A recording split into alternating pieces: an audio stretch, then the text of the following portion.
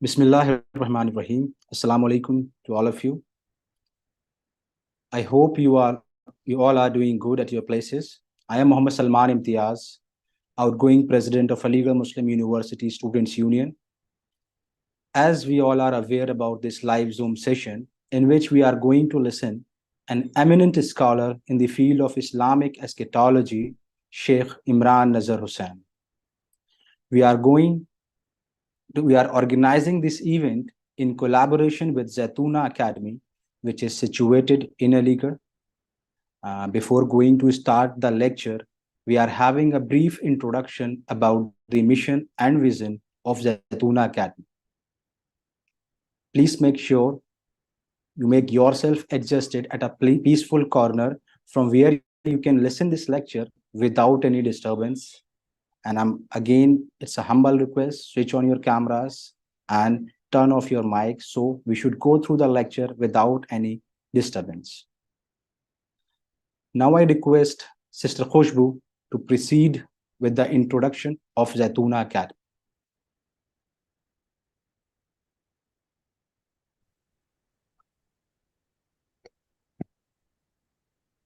Am I audible? Yes, you are audible. Thank you so much. أعوذ بالله من الشيطان الرجيم بسم الله الرحمن الرحيم رب اشرح لي صدري ويسر لي أمري واحلل عقدة من لساني يفقهوا قولي واجعل لي وزيرا من أهلي. Assalamu alaikum wa rahmatullahi wa barakatuh. This is Dr. Khushbu. I have been working as a project manager at Zaytuna Academy since its first day. I welcome you all on behalf of Zaytuna Academy to this event where we all have gathered to listen to one of the most knowledgeable scholars of our times in the field of Islamic eschatology. And I'm really excited, and I'm sure you all are excited too, to learn from the Sheikh live. So before beginning the program, let's talk a bit about Zaytuna Academy. This organization was established 3 years back in 2020 under the leadership of Muhammad Mustafa Tayyab at Aligarh in India, with the vision of holistically reviving and nurturing the humanity. Muhammad Mustafa Tayyab Saab is a teacher, trainer, counselor, and a certified child psychologist.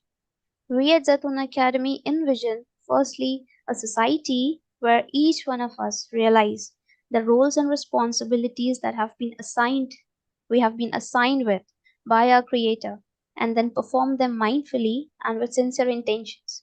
And number two, we also envision a society where people strive hard to qualify the criteria of being a human in a true sense. Because we all know that humans are not just anything, because we all are aware that we have become a civilization that is drowned in narcissism. So there need to be at least some parameters for us to fully understand what it is to be a human, an Islamic paradigm, and what our Creator actually expects from us. And in that case, we are blessed to have those standards specified by our Creator for us in the Quran. So now, in order to achieve these objectives, Zaytuna Academy conducts various workshops and courses for parents because we realize that ours is an era of childhood crisis and educational breakdown. We do need an education system that is capable of nurturing the intellectual, the psychological, and the spiritual unfolding of the child. Online and offline lectures for the masses we arrange. We have counseling sessions in context with the several sorts of addictions, disorders, and problems related to our youth. We also have counseling sessions for the children with learning disabilities, disorders, and mental trauma even. Sessions also for divorce issues, married couples, and stressed family relationships. We are also into organizing awareness and outreach programs and many other things from time to time, inside or outside Aligarh. And most recently, the activity that we are into is the anti-drug campaign that we have been launching since last few months across different states of India. And we even try to talk upon and address the crises and challenges of the present century that have undoubtedly been detrimental to our existence and the existence of our present and future generations as well. We deeply believe that the mother of all crises that we are facing today is the spiritual crisis, and thus we work hard to bring our surroundings to the realization of this truth. So this is in brief what we actually or basically believe in and putting our efforts into. We aim at reforming hearts. We aim at reforming paradigms. And mashallah, by the will of Allah, the lives are reformed. Relevant to the work that we are trying to do, I feel it important and a part of my responsibility to quote Sayyid Muhammad Naqibul Attas, a Malaysian philosopher and a writer. He is being really profound in his words when he says that there are three things, or I would rather call them three sequences. So three sequences: change, development, progress. What are the three sequences? Change, development, progress. These three things, according to the Islamic viewpoint, refer to the return to the genuine Islam that was enunciated and practiced by the Holy Prophet, peace be upon him, and his noble companions and their followers, and the faith and practice of genuine Muslims after them. And these very same three sequences, which are change, development, and progress, they also refer to the self, and they mean its return to its original nature and religion, and that is Islam. And this statement says it all. So, with this, I end my part. Thank you so much. Jazakallah for listening to me. Now, respected host, over to you. Thank you. This was the working of the Zaytuna Academy, which you were listening. I'm starting this session with an ayah of Quran. Truly, we did offer al-amana, trust, moral responsibility, and all the duties that Allah ordained to the heavens and the earth and the mountains, but they declined to bear it and were afraid of it, afraid of Allah's torment. But man bore it. Verily, he was unjust to himself and ignorant of its result. As we are going to start this wonderful lecture, there are certain guidelines which I want to convey to you. As we have seen in the Sheikh lecture, there are very much questions which audience should be asked. So it's my humble request to all of you, please, as we are in the online session, so we have a certain limitations. So you should drop your questions and queries in the chat box. If you can see in the chat box, there is a name Zaytuna Academy. You can directly send your questions or queries to that Zaytuna Academy, so we can easily assess your questions and ask with the Sheikh's permission. And inshallah, after a while, we are having Sheikh Imran Hussain Sahab. This lecture is also a live broadcast on YouTube channel of Zaytuna Academy. If any one of your related not able to join the program through Zoom, he or she can see the program through YouTube channel also. Sheikh Imran Hussain Sahab was very excited yesterday, as Aligarh Muslim University is the alma mater of his mentor, Sheikh Maulana Fazlur Rahman Ansari Sahab. So he was very curious and excited to deliver a lecture through the platform of Aligarh. So, inshallah, after a while, we are having Sheikh. Assalamu alaikum. Sheikh, I'm audible to you?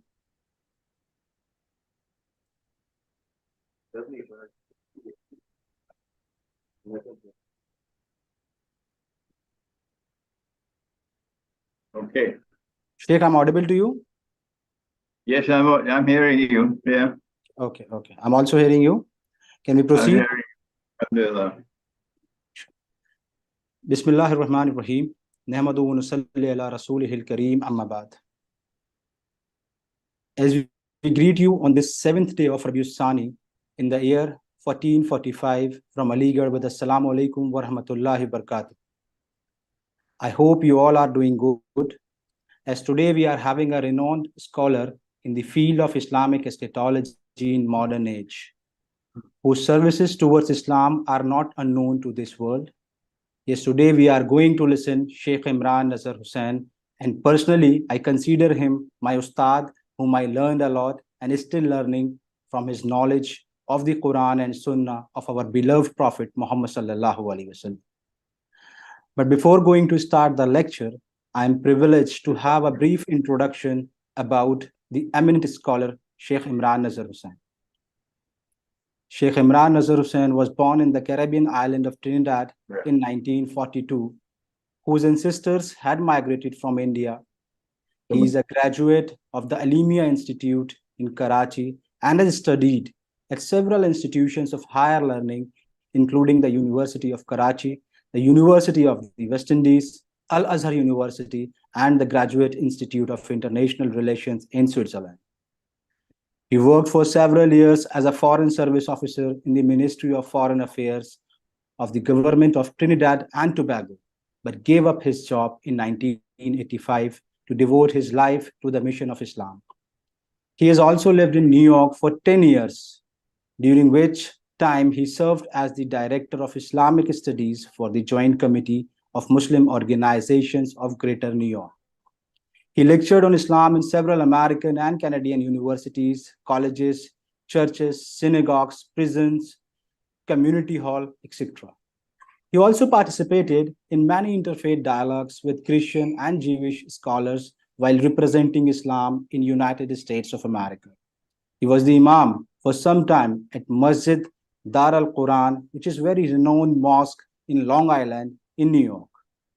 He also led the weekly Jummah prayers and delivered the sermons at the United Nations headquarters in Manhattan once a month for 10 years continuously. He is a former principal of Alimia Institute of Islamic Studies in Karachi, Pakistan, Director of Research of the World Muslim Congress in Karachi, Pakistan, Director of the Islamic Institute for Education and Research in Miami, Florida, and Director of Dawa for Tanzim-e-Islami of North America. He has traveled continuously and extensively around the world on Islamic lecture tours since graduating days from the Alimia Institute of Islamic Studies in 1971 at the age of 29. And he has also written more than a dozen books on Islam that have invariably been received with public respect. Indeed, Jerusalem in the Quran, an Islamic view of the destiny of Jerusalem, has become a bestseller and has been translated and published in several languages, which is the dire need to study this Jerusalem in the Quran in the modern current situation of Holy Land of Palestine. In short, if I say Sheikh Imran Nazar Hussain provides a contemporary interpretation of the Dajjal, the Antichrist, Gog and Magog, signs of the last day, and the modern banking system based on current geopolitical events and from an economic, historic, and religious perspective. Now, not taking much time of yours, as most of the participants are eagerly waiting to listen Sheikh Imran Nazar Hussain. Sheikh, first of all, on behalf of Aligarh Muslim University, Aligarh, which is the alma mater of your beloved teacher, Maulana Fazlur Rahman Ansari, Rahmatullah Alayh, and on behalf of Zaytuna Academy, I welcome you. But before the lecture, there are some guidelines which has to be followed by all the participants. First of all, it's my humble request to all the participants, please switch on your camera and turn off your mics. So there should be no disturbance during the lecture, and after the lecture, there will be a question and answer session. For those who want to ask any question from Sheikh, can drop it in the chat box with your respective name, designation, and respective country. So we can easily address your question to Sheikh Imran Nazar Hussain without any hindrances. And we will try to ask every question of yours from Sheikh, but due to time constraint, it might be possible that some of the question can't be asked. So I hope you people will understand our problem and don't be angry with us. Sheikh, it's an honor for me to host you, as we have decided this lecture for Aligarh as well as India. But Alhamdulillah, the audience is not only from India. Now this program is reached worldwide, as our participants in this live session are from United States of America, United Kingdom, Bangladesh, Belgium, Bulgaria, China, Canada, Indonesia, Pakistan, South Africa, Turkey, Yemen, UAE, Tanzania, Sweden, Mauritius, Malaysia, etc. So Jazakallahu khair. Now I request Ustad Sheikh Imran Nazar Hussain to proceed the lecture. Ustad, now the platform of Aligarh is yours. نحمده ونصلي على رسوله الكريم. بسم الله الرحمن الرحيم. We begin with Allah's blessed name. We praise Him and we glorify Him as He ought to be praised and glorified.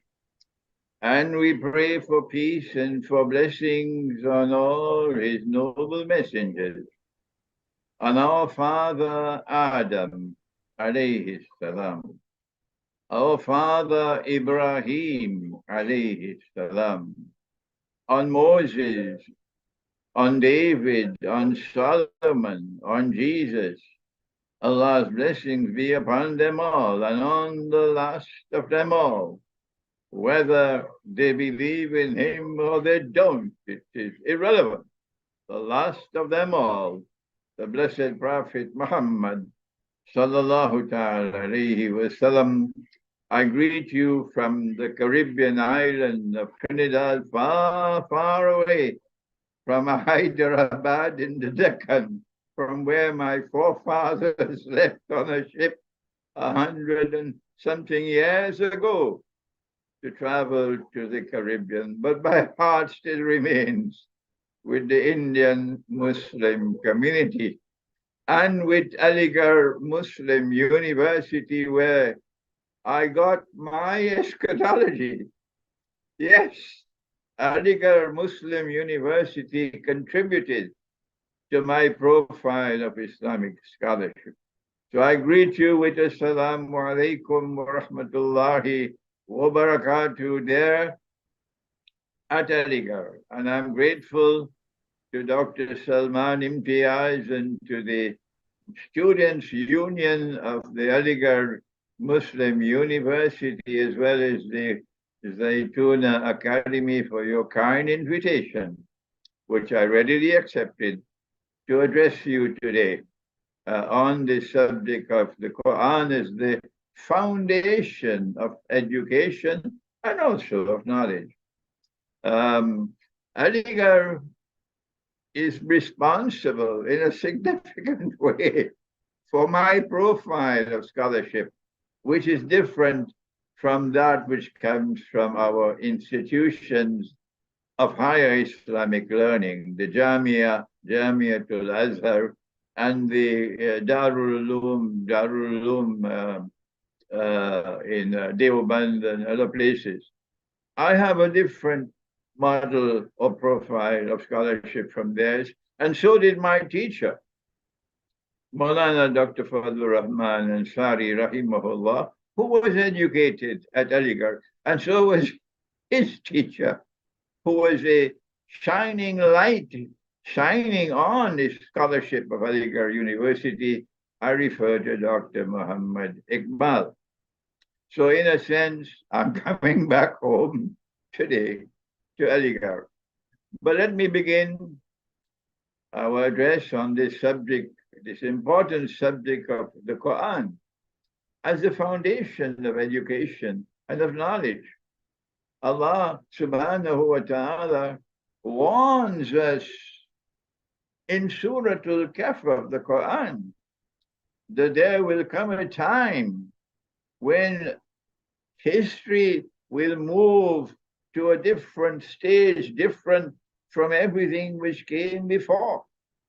And in that last age, or Akhiru Zaman, the model of scholarship that will be able to respond appropriately to the last age is the model of scholarship which comes from Khidr alayhi salam.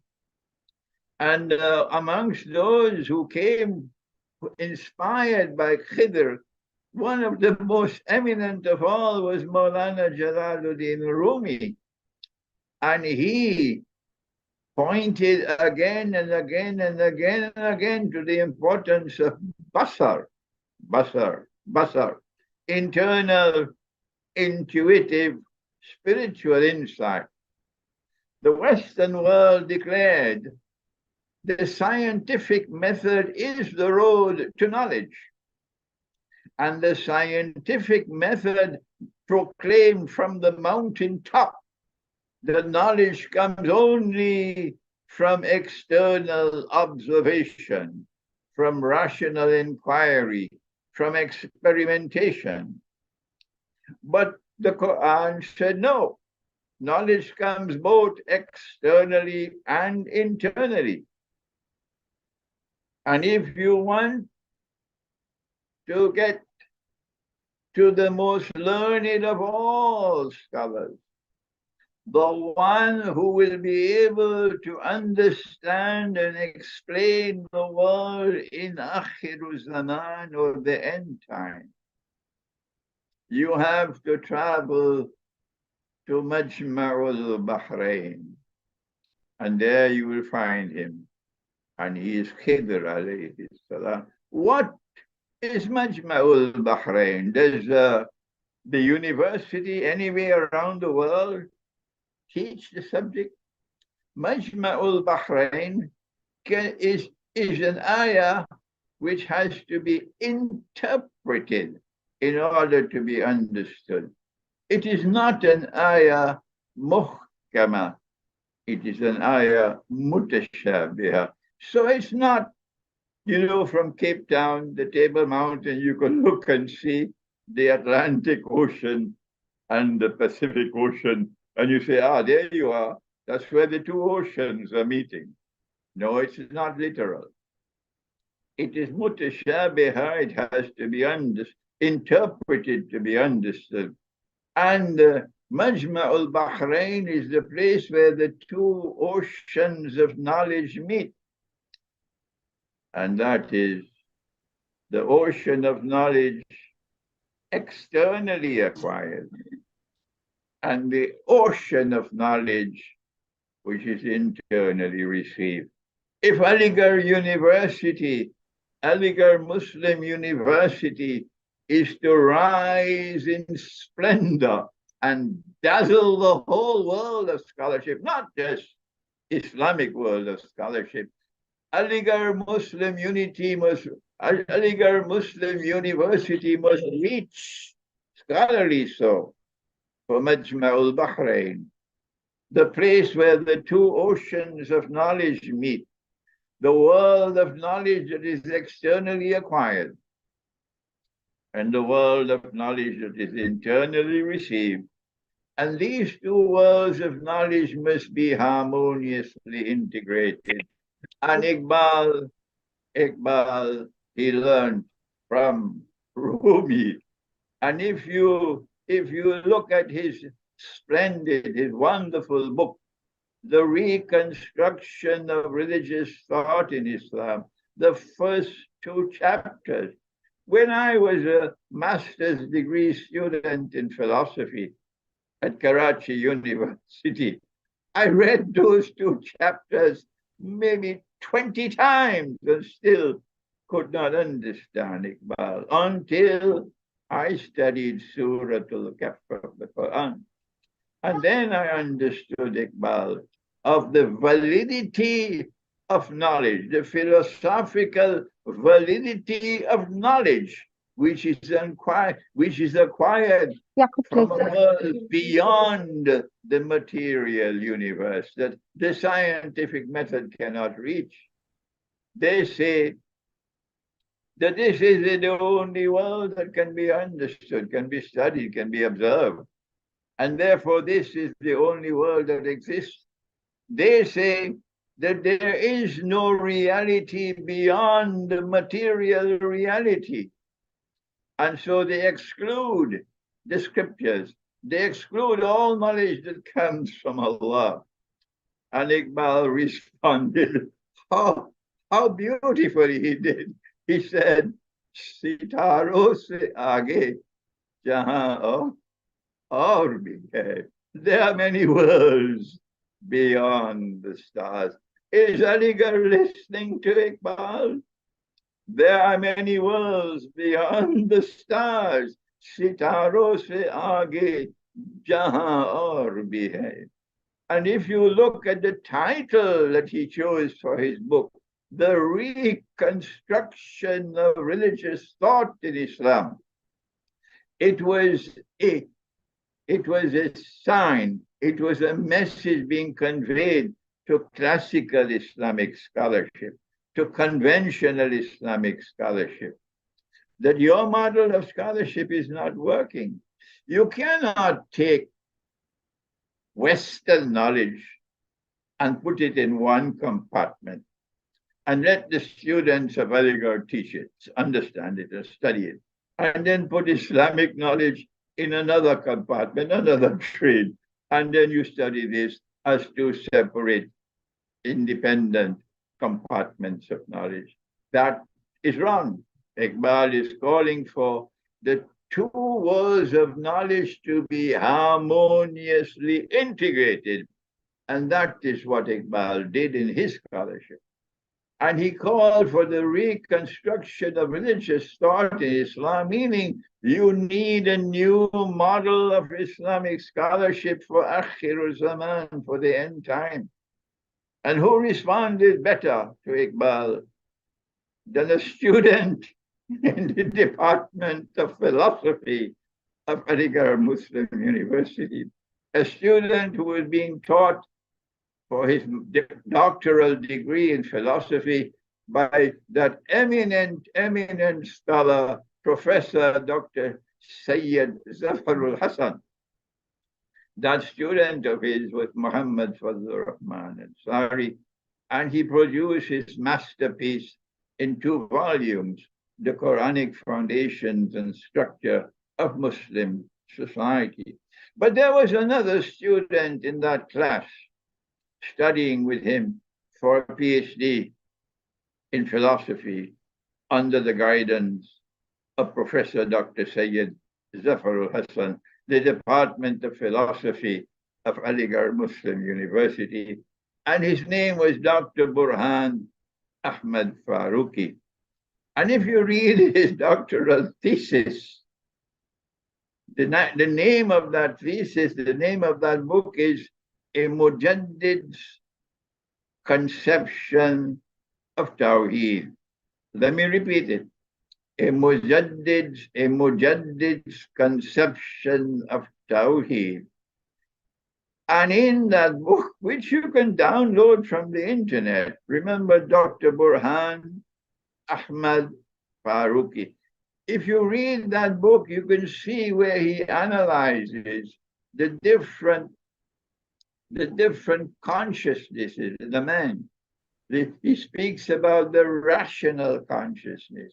He speaks about the moral consciousness. He speaks about the spiritual consciousness, indicating the sitaro se aage jahan aur bhi hai, beyond scientific inquiry, beyond the scientific method, there is more knowledge than the Western world dreams of. And I hope Aligarh is listening.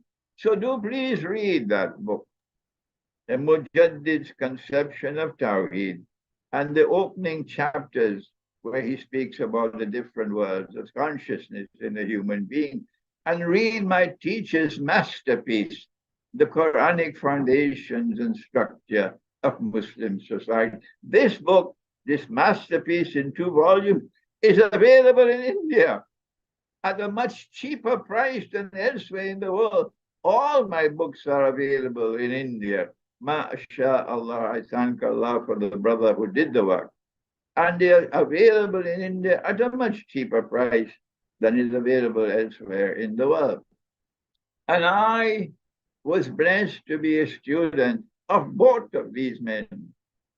Burhan Ahmad Farooqi, Dr. Burhan Ahmad Farooqi, was my teacher of the philosophy of history.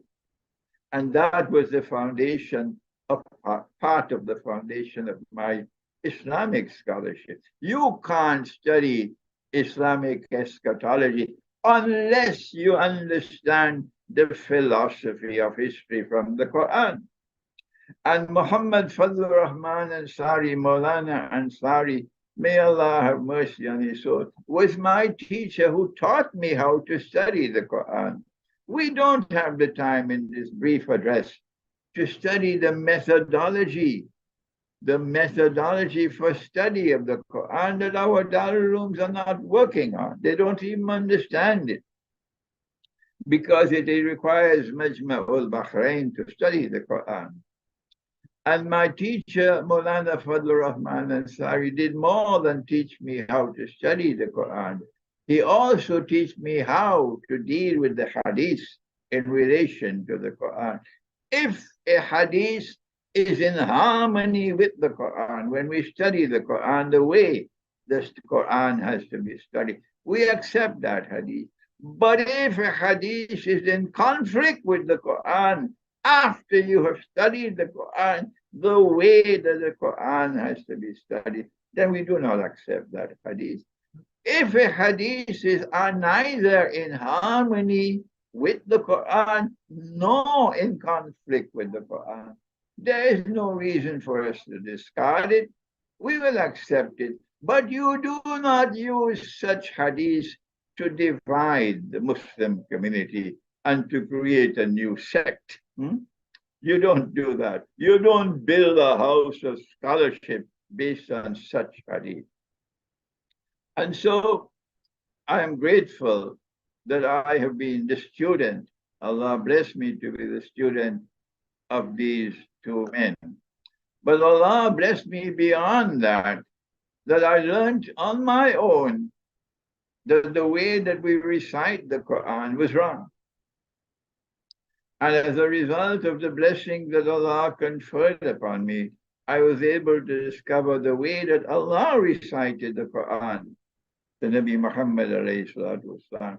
And you cannot study the Quran the way the Quran must be studied unless you are reciting the Quran the way the Quran must be recited. Today was the 7th day of the month of Rabiul Thani here in Trinidad. I don't know about India. So on this day, I had to recite Suratul Anfal. And then I had to recite Suratul Tawbah. This was my juz, or part of the Quran, to recite on this day. Which scholar of Islam says that? Huh? Because we were reciting the Quran the wrong way. But I don't have the time to spend on this subject because there's so much more to talk about today in the short time that I have. Salman didn't give me much time today. When you recite the Quran the way to recite the Quran must be recited, only then you can truly study the Quran. The Quran is alive. The Quran watches you. The Quran knows how faithful you are to the Quran. My book entitled The Quran and the Moon, Quran or Chand, Quran and Chand. It teaches you how to recite the Quran.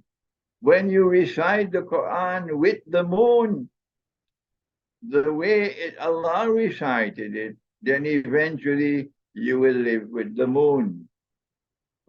Chand ke saath jeena hai, to live with the moon.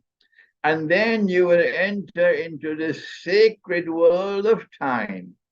The heart will beat with the rest of Allah's creation in the sacred world of time, which is different from Dajjal's secular world of time. Ask anyone, how old are you? And he'll give you the answer that is based upon the solar calendar. But Allah says in the Quran that He gave us the moon, لِتَعْلَمُوا عَدَدَ السِّنِينَ وَالْحِسَابِ. I gave you the moon. I gave you night and day. لِتَعْلَمُوا, that you might be able to count the years.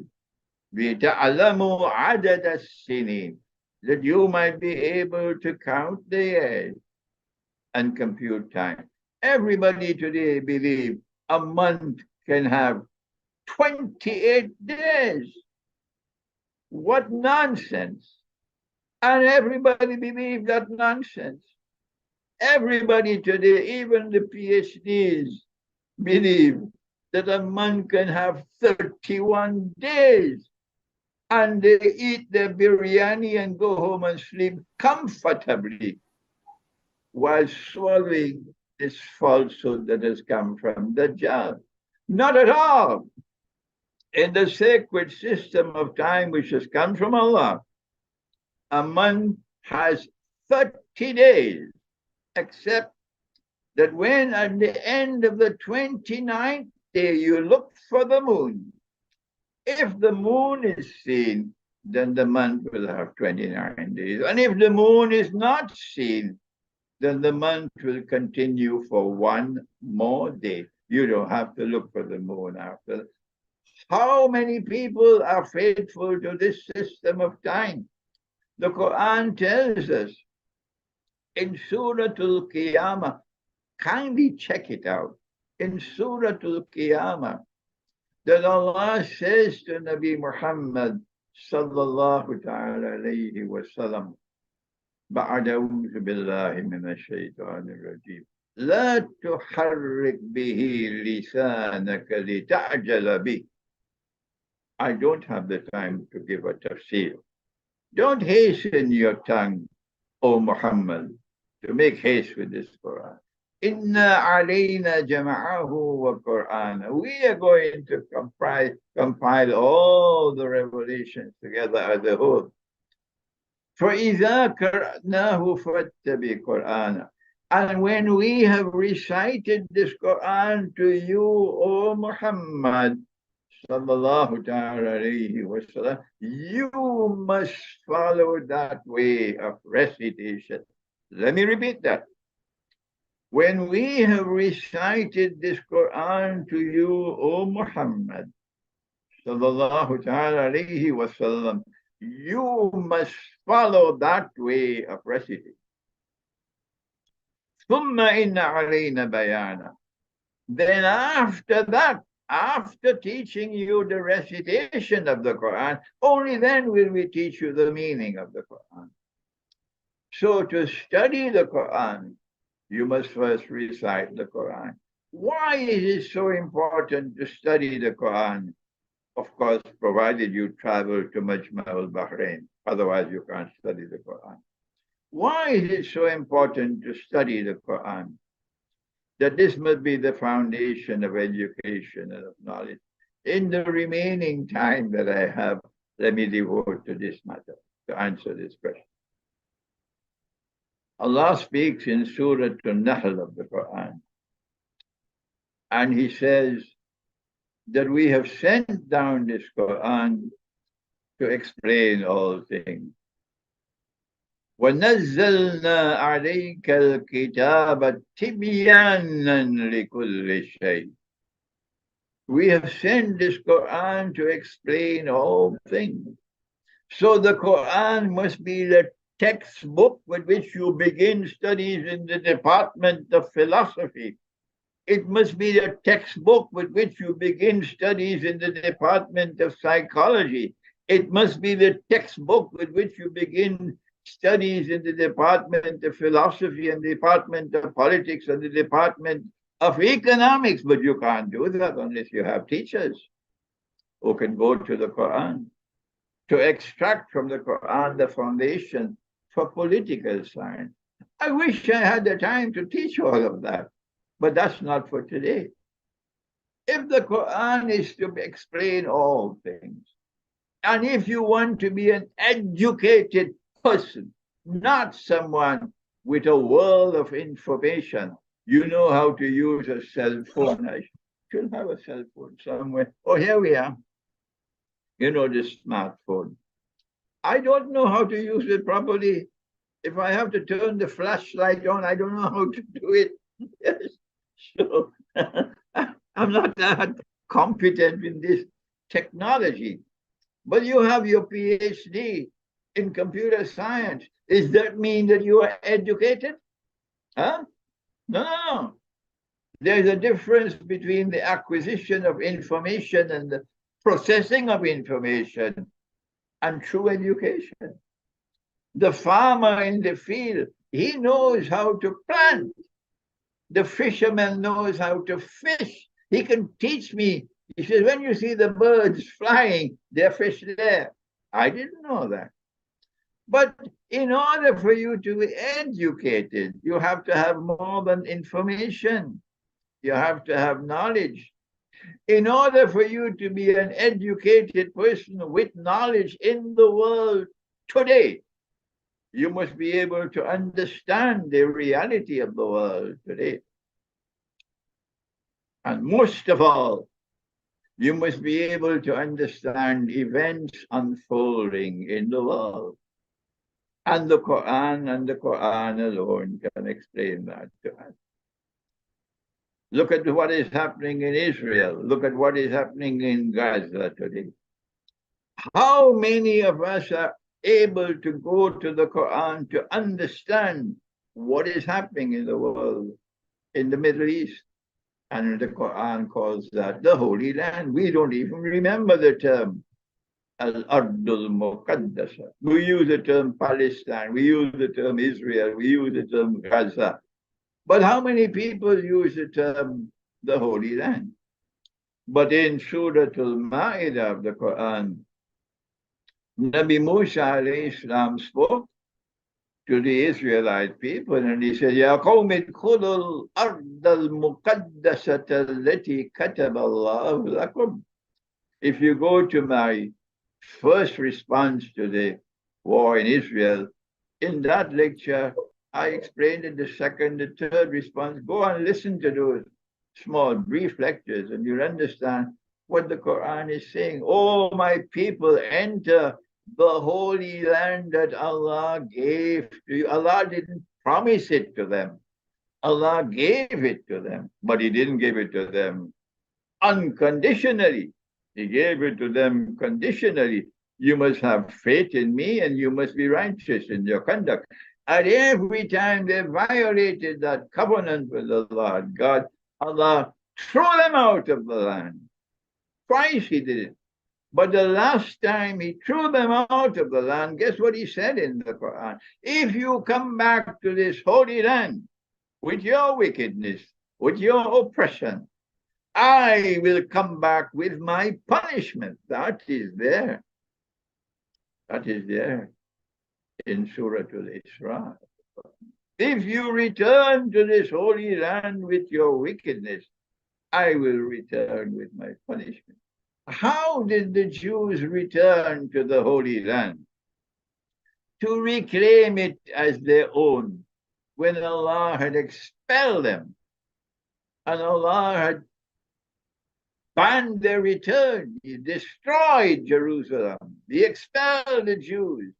He banned their return to Jerusalem. This is there in Surah Al-Anbiya of the Quran. Is it not time for us to turn to the Quran for knowledge and for education, to understand the world today? وَحَرَامٌ عَلَى قَرْيَةٍ أَهْلَكْنَاهَا أَنَّهُمْ لَا يَرْجِعُونَ. Allah speaks of a town. He does not identify the town. Why He did not identify the town? Because He sent this Quran to people who think. بِقَوْمٍ يَتَفَكَّرُونَ. But there are those who say, no, no, no, no, no. If it's not in the Hadith, I'm not going to accept it. We are a people who refuse to think. You go to a Darul Uloom today and you start thinking, they'll expel you. If you go to a Darul Uloom today and you start to think, they will expel you. Allah did not identify the town. وَحَرَامٌ عَلَى قَرْيَةٍ أَهْلَكْنَاهَا أَنَّهُمْ لَا يَرْجِعُونَ. He destroyed this town. He expelled the people of the town. He banned them from returning to this. They can come back as tourists, yes, but He banned them from returning to this town to reclaim this town as their own. You are banned, you cannot do it. Hatta, until when? Until when? When can they return to this town and to this land from which they were expelled? When? Hatta إِذَا فُتِحَتْ يَأْجُوجُ وَمَأْجُوجُ. until Gog and Magog are released. Futihat is to be released. Ba'atha means to send. Futihat means to release. Until Gog and Magog are released. Who are Gog and Magog? Allah speaks, not Nabi Muhammad. This is Hadithul Qudsi, the direct speech of Allah in Sahih Muslim. I have created creatures of mine, referring to Gog and Magog, who are so powerful that only I can destroy them. But these are people who use power differently from Zulkarnain. Zulkarnain is bestowed with power, and he used that power to punish the oppressor and to help those who have faith and reward them and who are righteous in conduct. But Gog and Magog use power to oppress and to corrupt and to destroy. And so when Gog and Magog are released into the world, they will bring these people back to that town to reclaim it as their own. Which town is it? Are you afraid of that question? You don't have enough backbone to answer that question? You're running away from that question? You don't have the competence to answer that question? It's such a simple question. Which town is connected with Gog and Magog? Which town is it? Did Nabi Muhammad والسلام, not say that Gog and Magog will be destroyed by Allah in Jerusalem? Did he not say that? That they will pass by the Sea of Galilee on their way to Baytul Maqdis? Yes, he said it.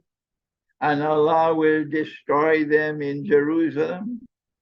There is only one town which is connected with Gog and Magog. How many times do we have to say this to you?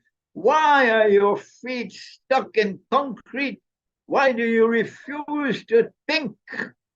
And so the town is Jerusalem. That's our conclusion.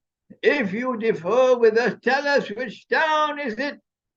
Why are you silent now when the Holy Land is in flames? Why are you silent if you are scholars of Islam? If the town is Jerusalem, then the people who were expelled were Jews. And they lived in exile for 2,000 years. Who brought them back to the Holy Land? Answer: it is a people who were given power, and they use that power to take control of the world. They spread out in all directions. Hatta إذا فتحت يأجوج ومأجوج وهم من كل حدب ينسلون. Did Iqbal knock your heads 100 years ago with Yansilun? Yes, Iqbal did it. Iqbal did what no Darul Uloom did. Kul gaye Ya'juj aur Ma'juj ke lashkar tamam. Listen to the words. Kul gaye Ya'juj aur Ma'juj ke lashkar tamam. Chashme Muslim dekh le tafsir harf yansilun. Iqbal is pointing to Jerusalem. The Gog and Magog have now been released. May Allah bless that scholarship of Iqbal, bless him for it. And my teacher, Muhammad Fazlur Rahman Ansari, confirmed that the town is Jerusalem, and I also came to that same conclusion. And I wrote my book, Jerusalem in the Quran. It's published in India. You can get it in India at a very cheap price. Yes. So now then, who are those who brought the Jews back to Jerusalem to reclaim it as their own? Gog and Magog. Gog and Magog. And so Gog and Magog are those who control power in the United States of America, who control power in Britain, who control power in France and Germany. Shall I continue? NATO is the military arm of Gog and Magog. What is Turkey doing in NATO? Have the armed forces of Pakistan, have they asked that question? Do they know anything about the Quran at all? The generals in the armed forces of Pakistan? And yet you are so in alliance with Turkey? Now then, if Gog and Magog are those who control power in the modern West, listen carefully to me.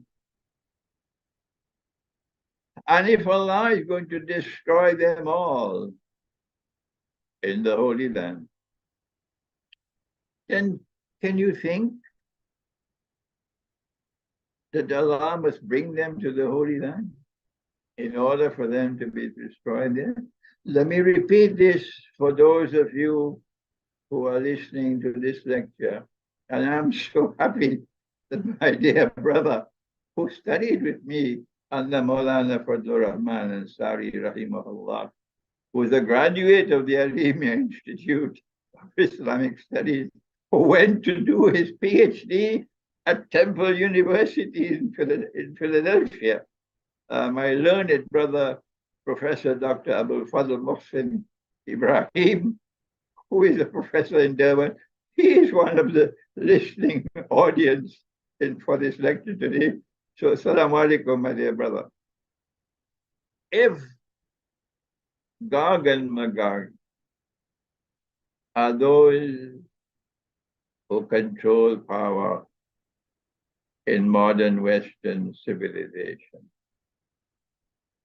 if NATO is the military arm of Gog and Magog, of course, President Erdogan in Turkey has no knowledge of this subject at all. Then does it make sense to you? If Allah is to destroy them in Jerusalem, then he has to find a way and means to bring them to Jerusalem. not virtually, not digitally, but boots on the ground, as they say. American troops have to enter the Holy Land. British troops have to enter the Holy Land. The age of Western imperialism has to come back in the Holy Land. It never ended. And so now you can probably understand why the government of Israel knew that the Islamic resistance was going to launch this war. The government of Israel, the Mossad probably helped to get the weapons, of course, secretly. Weapons, this great armada of weapons, this stock of weapons, state-of-the-art drones and missiles and so on, to get it into Gaza. They knew, and they probably helped it secretly. And when the attack was to be launched, they did not warn their people. And so maybe 1,000 people died who could have been saved. This is Pearl Harbor once again. This is 9/11 once again, false flag. So why did the government of Israel act in this mysterious way? Answer, because they have a plan ahead of them. The United States wanted to enter the Second World War. They needed an excuse. So in 1941, they allowed Japan to come and attack Pearl Harbor and destroy the American fleet. They knew the attack was coming, but they allowed it to take place because they wanted America to enter. They wanted public opinion to support American intervention in the war. The 9/11 took place. They knew it was coming. They allowed it to happen. And so many people lost their lives, except those who were warned in advance, and they did not go to work that day because they had a plan to attack Afghanistan, attack Iraq, and so on. So what is the plan today? In my first response to the war in Israel, I argued that the plan is to get this war to expand. That Israel is going to eventually not only launch missiles all over Gaza and kill thousands of people. That's just the beginning. They're going to have a ground offensive as well. They're going to enter Gaza with ground troops. And when they do that, Hezbollah in Lebanon will not be able to stay out of the war. They have to do as much wickedness as they can do to force Hezbollah to enter the war. They want Hezbollah to enter the war. Why? Because that is the road to Iran. They want to attack Iran. They want to denuclearize Iran, destroy the missiles of Iran for Israel's security. What is going to happen if there is an attack against Hezbollah and Iran? I have said in my first video, Iran will instantly become a nuclear power with nuclear weapons. I said that Iran will destroy all the oil installations in the Gulf because most of these Arab states in the Gulf, they want to see Iran destroyed. They have a paper friendship with Iran now, paper. They want to see Iran destroyed. So Iran will attack and destroy all the oil installations. But what I did not mention in my first video, I forgot, is that Iran is going to block the Straits of Hormuz. The price of oil is going to escalate, maybe the next 1 week from this lecture, maybe 2 weeks. The price of oil is going to escalate in the world, $300-400 a barrel. Why should the value of money fall if the price of oil escalates? No dollar alone can answer that question. They have failed on Gog and Magog. They have failed miserably on the subject of money. They'll have to answer to Allah for their failure. All these darulums, they fail. Because the money which has come from the Western world is bogus, it's fraudulent, it's haram, it is the road to slavery, impoverishment, destitution, and slavery. When the money of the price, the value of money falls, money is going to rise. The prices are going to rise. Inflation, runaway inflation. Here in Trinidad, we pay maybe $5, $8 a pound for a pound of tomatoes. After that war begins, when the Straits of Hormuz are blocked and the Arab oil installations are destroyed, I said maybe here in Trinidad we have to pay $100 for a pound of tomatoes. Here I've given you, in the time that has been given to me, my time is coming to an end now. I'm giving you an Islamic eschatological explanation of the reality of events unfolding in the world based on my study of the Quran and to the Hadith to the extent that is in harmony of the Quran. Here is an example of what knowledge and education could do. I am expecting the war to expand and to expand soon. I don't want it to expand because it's going to be horrendous for all of mankind. But I have a duty to anticipate what is coming based on an understanding, a penetration of the reality of what is happening today. This is the value of having the Quran as the foundation of education and of knowledge. I thank you for this honor to address you today at Aligarh. I visited Aligarh once when I was a student in Pakistan. I even went to Aftab Hostel, where my teacher was once the warden of the Aftab Hostel. But I only spent 1 day at Aligarh, and I don't think I'll ever be able to return to India. But I have, I believe, many students in India. And maybe, inshallah, my students in India, Dr. Muhammad Salman, Imtiaz, and others, may Allah bless them to be part of the last shower of rain. My ummah, said Nabi Muhammad, is like the rain, sallallahu ta'ala. Meri ummat barish jaise. My ummah is like the rain.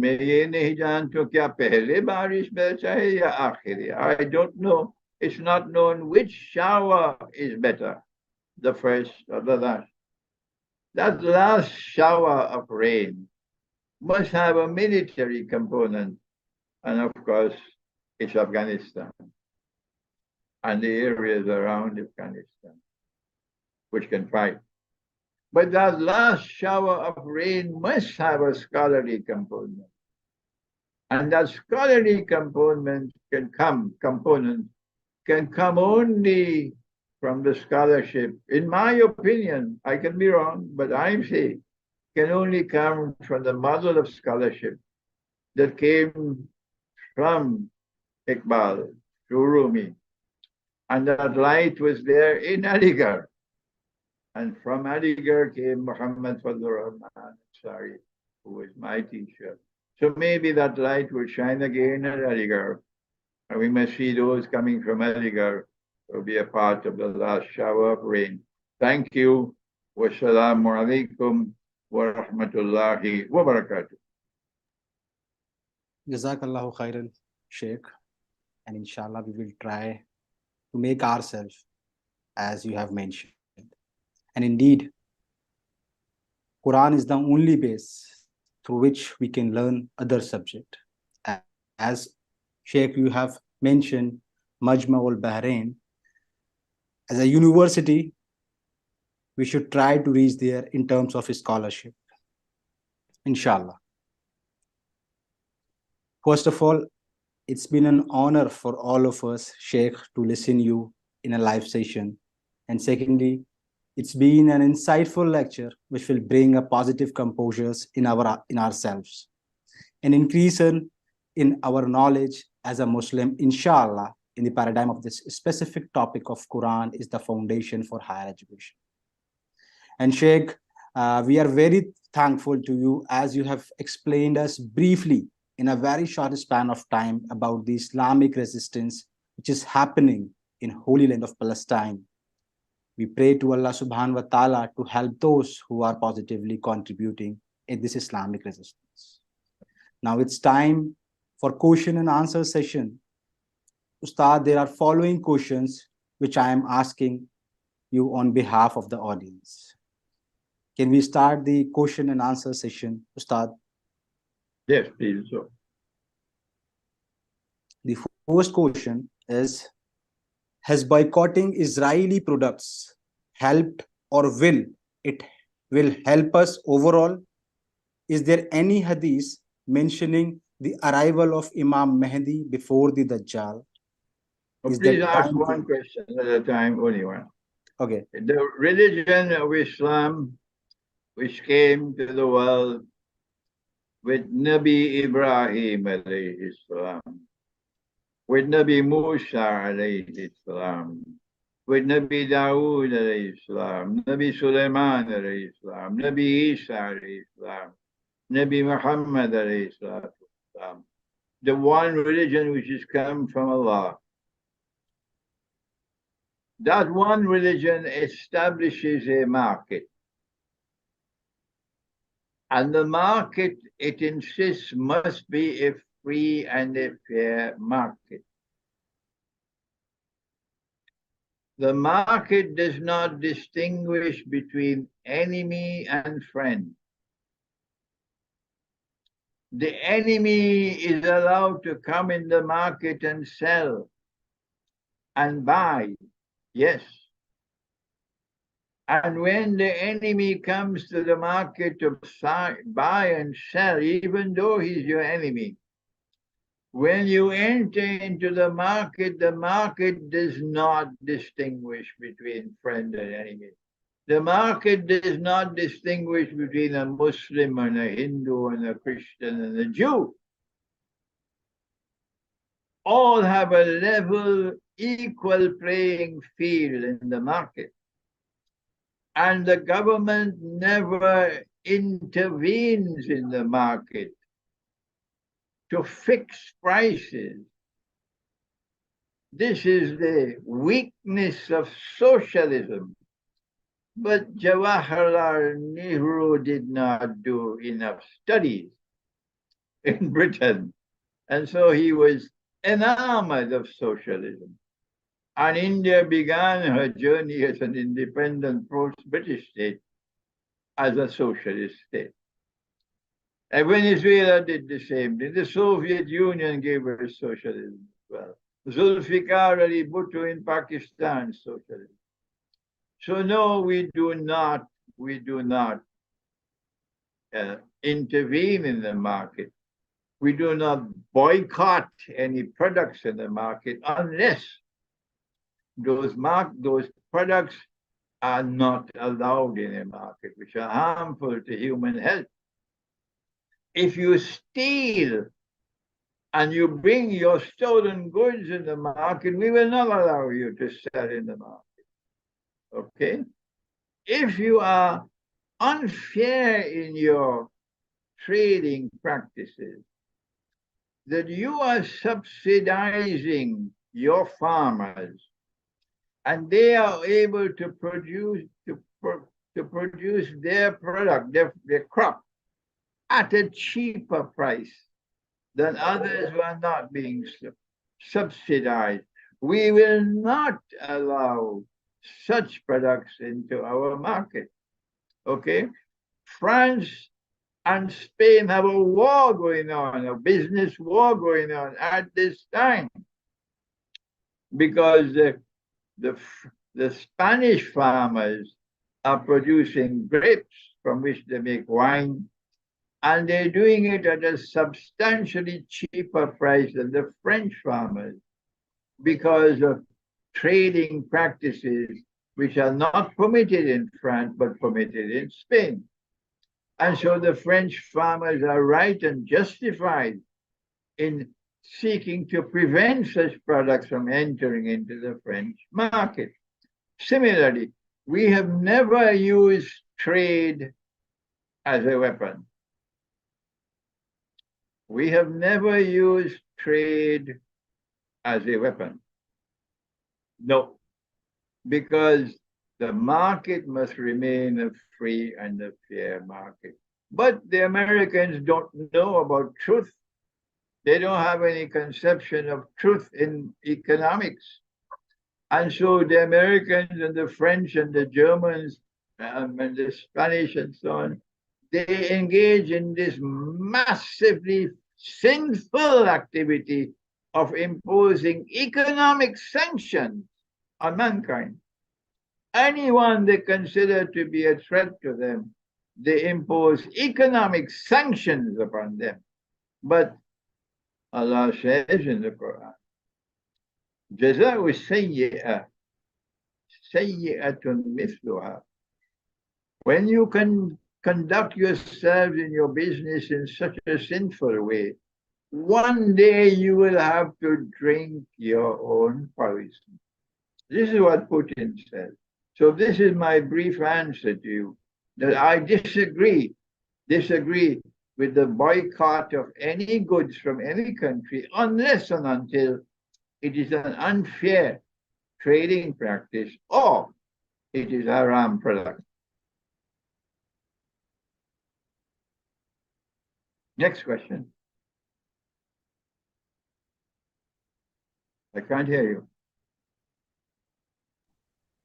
Next question is, higher education is research oriented and technology oriented, but technology is the brainchild of the Dajjal. So how can the Quran play a role in higher education? As per the lesson from Surah Al-Kahf, respected Sheikh, you said to move towards the mountains and rural areas to escape the Dajjal. Two questions and go on again. Actually, the question is related. Technology, it is not correct to say that technology has come from the Dajjal. In Surah Al-Namal of the Quran,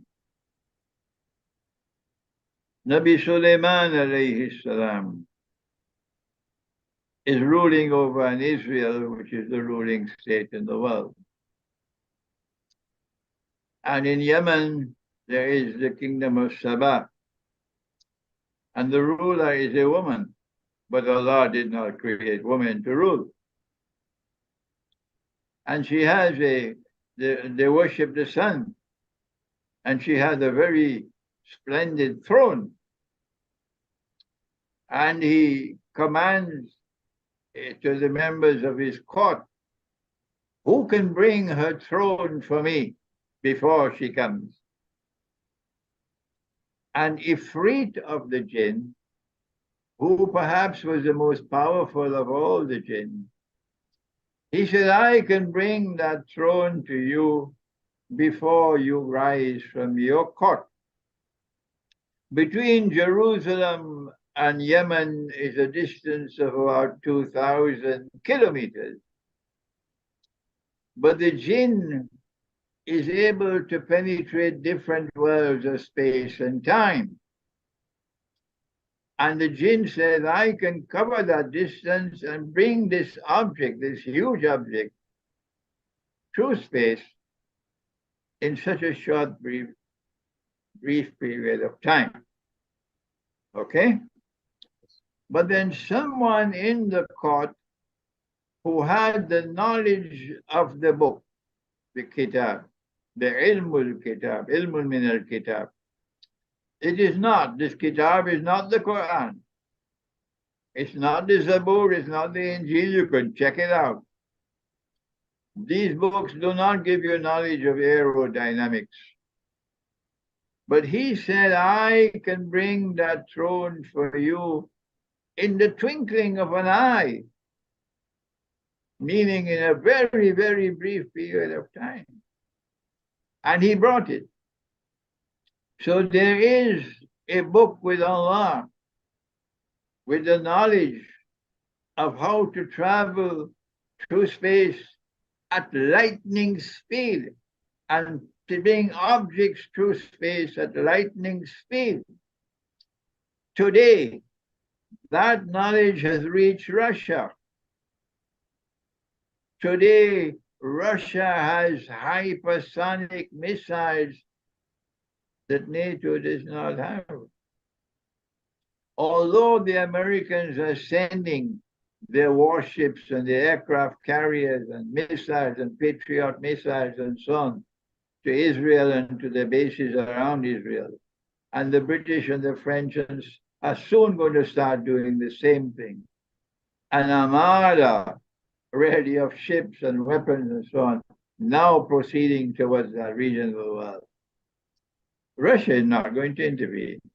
China is not going to intervene. The war will take place, but Russia will not intervene. But Russia has the capacity with these missiles, hypersonic missiles, to be able to destroy, and also nuclear weapons, to destroy the whole of the United States of America in half an hour.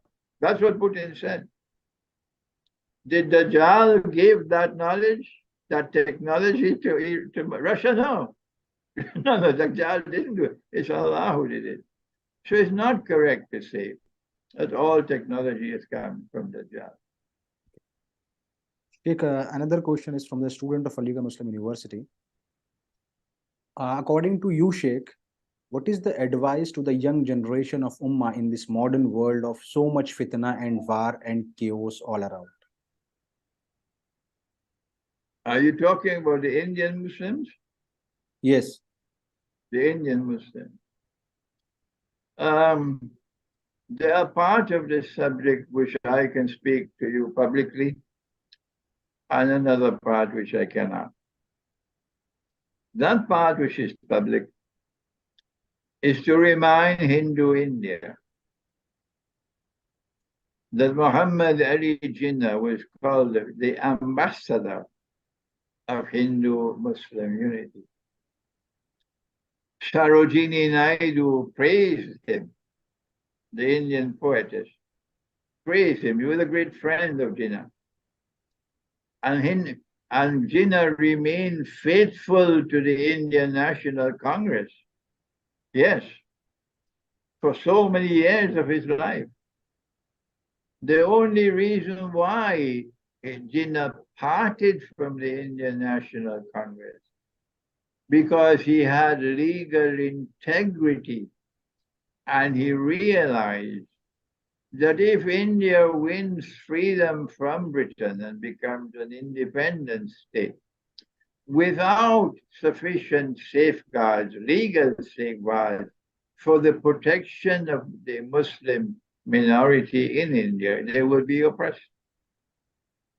And he asked and he asked and he asked Gandhi. And Gandhi said, I am at loss. I don't know what to do. This is Gandhi's answer. I don't know what to do. I can't solve this problem. That is Gandhi's answer. If the leader of the Hindus confesses, I don't know what to do, I can't solve this problem, it means that Hindu India did not allow Jinnah to be able to participate in the struggle for the independence of India with this sword hanging over the Muslims. And that is why the Muslim League opted for Pakistan. And that was the right choice they had to make. If the leaders of the Indian National Congress had the wisdom and the sense that the Ottoman Empire had in Turkey, in Constantinople, to allow the minorities to have their freedom to live their lives as Muslims, as Christians, without being oppressed by the state. This is what the Ottoman Empire did, and the Ottoman Empire had the credit of it, except that they oppressed the Armenians. They should not have done that. But most of the time, the Armenians were living safely in the Ottoman Empire. So if the Indian National Congress had given some assurance, legal assurance, constitutional assurance, there would have been no Pakistan, none. What Jinnah should have done when Pakistan came into being, the day that Pakistan came into being, he should have made this announcement that this was not our choice. No, our choice was to live in fraternity, Hindus and Muslims living in fraternity. You did not allow us to achieve this choice. But we are saying to you today from Pakistan that any day that you open the door, any day that you open the door for us to be reunited in fraternity, we will enter that door. This is what Jinnah should have done. But he was in the last days of his life. And there was total chaos when Pakistan was being born. There was so much slaughter, so we cannot blame him. But from the day that Pakistan was born to this day, you've never had a leader with that kind of insight to address Hindu India and to say to Hindu India that we did not want this separation, we did not want this partition. You caused it. And any day that you open the door for us to return, and that we, our two peoples, should live in fraternity with each other, with no oppression of each other, we will enter that door. That's the first thing that should be done. And Muslims of India should try to impress on Pakistan that this is the road forward. Secondly, if there is truth in Hinduism, and you are able to recognize it in the Vedas, as Ram Mohan Roy recognized it in his Brahmo Samaj movement in Bengal. Even the Arya Samaj movement, which was hostile to Islam, they recognized it. One God in Vedas, one God. Then our duty is to recognize that truth and respect it, and try to take those who accept that one truth, that there is but one God, to now expand on that one truth and to be able to grow into more and more truth. That is wisdom, that is intelligence. But to take up a lathi, a ram, and start beating up Hinduism and mocking the Hindus in debates and so on, It's stupidity, it's foolishness. This is the second thing that Muslims in India can do. Show respect for truth that there is still in Hinduism. And the third thing that I advise, this is the public part of the private part I can't tell you, is that the Hindus of India, they never invited the Muslims to come and rule over them. I never saw the invitation card. If you find it, can you show it to me? Send it to me. The invitation card when Hindu India invited Afghanistan, come and invade over us and come and rule over us, the Mughals. Come and rule over us. We can't rule over us. We need you to come and rule. Huh? It's bogus thing. This is bogus jihad. And for you to praise bogus jihad is shameful and disgraceful. Islam is not imperialism. So there was a dagger planted into the heart of the Hindu people, and the wound is still bleeding. That's why there are those who assassinated Gandhi. They assassinated him, yes, because the blood is still bleeding. They gave the Pakistan cricket team a very hard time in Ahmedabad. They were shouting slogans against them in Ahmedabad just last week. Yes.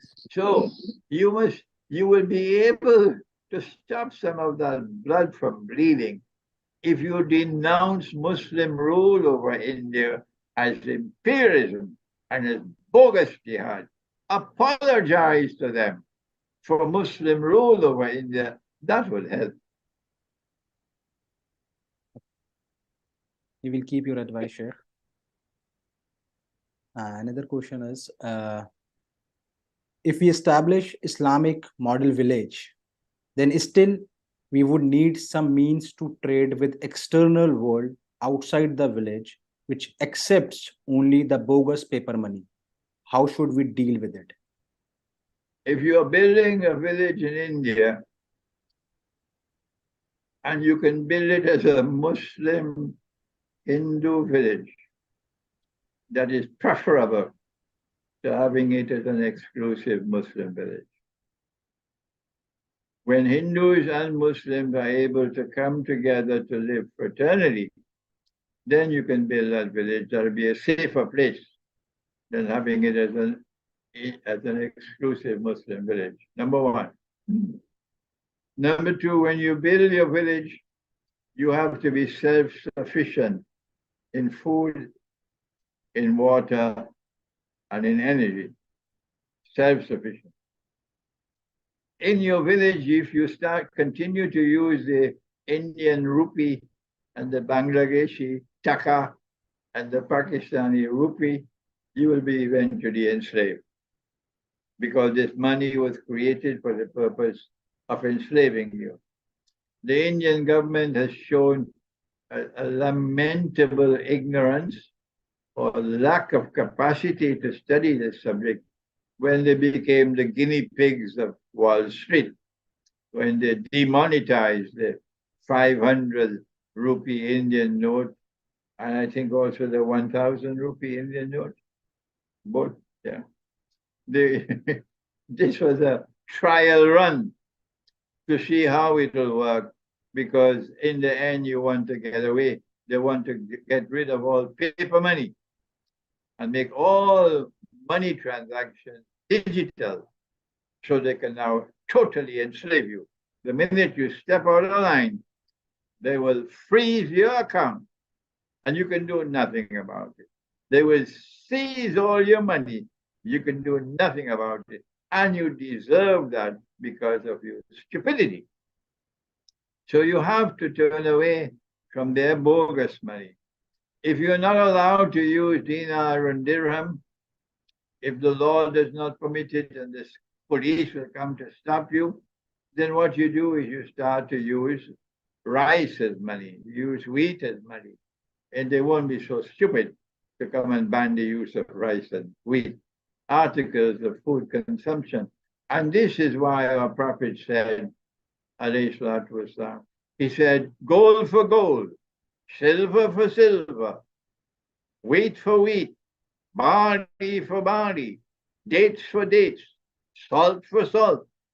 They've not been able to even understand, much less to explain this study. Yes, what all six articles mentioned were used as money. And that's why if you have 1 kilogram of dates on this side, you cannot have 2 on that side. That's why he said to Bilal, radiallahu ta'ala, this is the essence of riba. You must read my book on the prohibition of riba in the Quran and Sunnah. And when you are using articles of food consumption with a shelf life and with a sufficiently abundant supply in the market, and you have problems, you can then turn to barter, as they have done in Indonesia so often, barter. But the first preference is dinar and dirham. When you have to trade with the outside world, there is no other option than to have a means whereby you can trade with them through digital money or paper money or electronic money or whatever. You can't avoid that. Go ahead. Sheikh, one question is, Sheikh, there are so many questions, but as per the limitations of time, now we are asking just 2 questions, and rest we will mail you if time will be possible for you. Then we will have the discussion. And the question is, if Yajuj and Majuj, Gog and Magog, launch this war on Iran as expected by many sincere analyzers, what will be the reaction of Russia and China? I just said it. I said the plan, the divine plan, is to make the Americans intervene with troops in the land. American military sucked into this region. When they listen to this lecture, they will probably did realize what I'm saying to be a threat to them. Okay, they're probably not thinking about it. I can't help saying what I'm saying because I have to give the knowledge that Allah has blessed me with. That Allah Ta'ala has a plan. And He's sucking them into the region. So I expect in the days to come, weeks to come, I expect that the war will expand. This is what Israel wants. And as the war expands, then the Americans are going to be a part of the war, and the British will be a part of the war, and the French and so on, and NATO. But I don't expect that Russia or China will ever intervene in that war. No. One more last question, Sheikh. Being an Indian... Last question. Yes. Okay. Yes. Being an Indian Muslim, what should be our role in this Islamic resistance which is going on in Holy Land of Palestine? You have to repeat it. I didn't hear the question. Indian Muslim should... Being an Indian Muslim, what should be our role in this Islamic resistance which is going on in Holy Land of Palestine? The Indian Muslims should look to see what happened. As soon as the war started, the Prime Minister of India showed what is in his heart. He made it plain and clear. He said that India stands in solidarity with Israel. It is not possible for the foreign ministry to withdraw those words. Although the foreign minister of India is a very competent man. The foreign ministry has competent people. But you can do what you want. You can bring all the water in the world. You can't wash away those words. So this is what the Prime Minister said, that India now stands in solidarity with Israel. this was abandoning the Palestinians. The foreign ministry realized the blunder which the prime minister made and then rushed to effect something called damage control. And if you look at all the moves which have been coming forth from the foreign ministry in India since the prime minister made that statement, you could see that they engage in damage control. Why? Because there will be negative implications around the world for India, and also negative implications within India.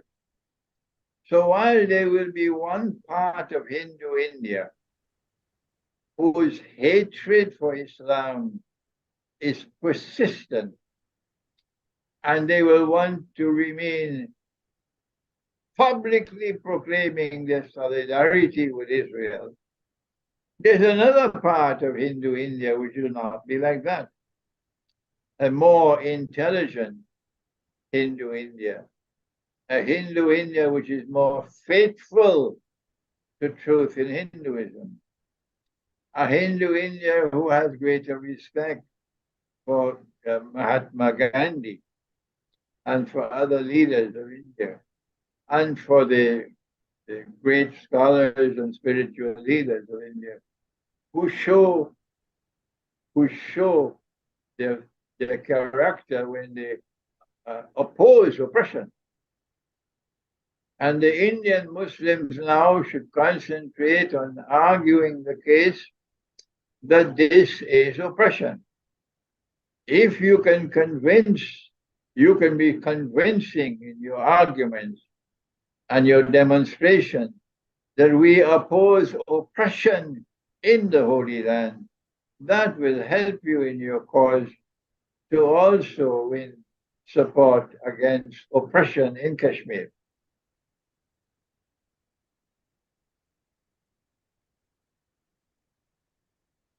Jazakallah khair, Ustad. And we will try to implement your advice. Sheikh, thanks a lot for this insightful live session, and your knowledge of Islamic eschatology enlightened all of us. And one important announcement regarding the books of Sheikh Imran Hussain. We are having an Indian publisher. So those who are interested in the books of Sheikh, then they can order from there, as there is a huge difference on Amazon and from this local seller in the India, as the book of Jerusalem in the Quran is around 2,280 INR on Amazon, and on this local seller I have ordered is just 680 INR. So after the lecture, we will share the catalog and other details of the publisher in our WhatsApp group. And those who are not on the group, then I'm telling you the email of the publisher whom you ask the catalog and order your book. It's shahzamanbooks@yandex.com. Please, I can write in the chat box so you can easily access. It's shahzamanbooks@yandex.com. Now I call Sheikh Saifullah Tayyab, who is a student of Bachelor in Sciences, to conclude this informative live session. Saifullah Tayyab. Am I audible? Yes, you are. Yes. Assalamu alaikum wa rahmatullahi barakatuhu. Respected Sheikh, on behalf of the entire Aligarh community and fraternity, I express my heartfelt gratitude to you for making time for us amongst your busy schedule. Special thanks for imparting wisdom and knowledge to the people in Aligarh, as well as to the audience who have joined us from various corners of the world. Your inspiring and motivating words have carved a deep impact on our souls and forced us to dwell upon ourselves. I hope that people will surely try to implement the insightful lessons learned from this session in their professional and personal spheres of life in order to achieve ultimate mental and spiritual success. Also, during this time of dreadful crisis and difficulty, we should be grateful to the Almighty as we are fortunate enough to attend this session from the comfort of our homes while our brothers and sisters in Palestine are deprived of basic necessities like food, water, electricity, and medical aid, and are compelled to fight for their lives. Let us join hands and stand by our brothers in Palestine by making dua for them with utmost sincerity and integrity, as we all are aware that dua is the most powerful weapon possessed by a believer. In addition to this, I pray to Allah subhanahu wa ta'ala to bless you with good health and prosperity so that we can continue to get the opportunity to learn, comprehend, and educate ourselves with your words of profound knowledge and wisdom, and to have your guidance and mentorship during these times of grim crisis. We also pray to have a positive environment in our country, which would give us the opportunity to welcome, meet, and learn from you in person as well, inshallah. So as to conclude this wonderful live session, once again, I would like to thank respected Sheikh Imran Nazar Hussain for motivating us with his thoughts, advice, and guidance. And to the audience who has joined us, I hope this session was as enlightening and eye-opening to you as it was for us. We hope to see you all in the upcoming session soon. May Allah accept our good deeds and make us among the righteous, protects us from the fierce fire of hell, and grant us the highest rank in Jannah. Fi amanallahu khair. Assalamu alaikum wa rahmatullahi wa barakatuh. Thank you. Ameen. Okay. Jazakallahu khair, Sheikh, for Jazakallah. giving us your Okay. precious time. All right. And thanks to all the audience. Jazakallahu khair. Fi amanillah. Assalamu alaikum. Assalamu All alaikum. right. Wa alaikum assalam. السلام عليكم. Wa alaikum assalam. السلام عليكم. Wa السلام عليكم شيخ. Wa alaikum السلام عليكم assalam. السلام All عليكم. right. Assalamu All right. Wa alaikum Assalamu assalam. alaikum, Sheikh. السلام عليكم شيخ. Assalamu السلام عليكم. alaikum. السلام عليكم شيخ. السلام عليكم. Okay. السلام عليكم شيخ. It's time to wind up the session. مع السلامة. Okay. السلام عليكم ورحمة الله وبركاته. السلام عليكم ورحمة الله وبركاته. Okay. مع السلامة. السلام عليكم. السلام عليكم شيخ. Oh, Daddy. السلام عليكم. السلام عليكم مولانا. Hassan Mahmoud. أحسن. Hassan Mahmoud. Wa alaikum assalam. Can I ask a question? عليكم شيخ. Can I ask a question?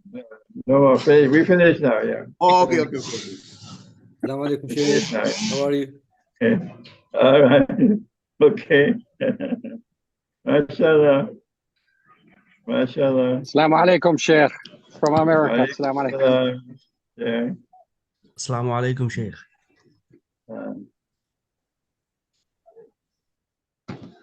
Okay.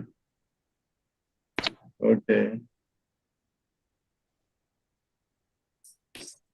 MashaAllah. Okay, all right. Okay, time to go now. Okay, Assalamu alaikum. Okay. السلام عليكم. وعليكم السلام السلام. ورحمة الله وبركاته. السلام عليكم شيخ. All right. السلام ورحمة الله. Okay, وعليكم all right. السلام ورحمة الله وبركاته. Walaikum assalam, yeah.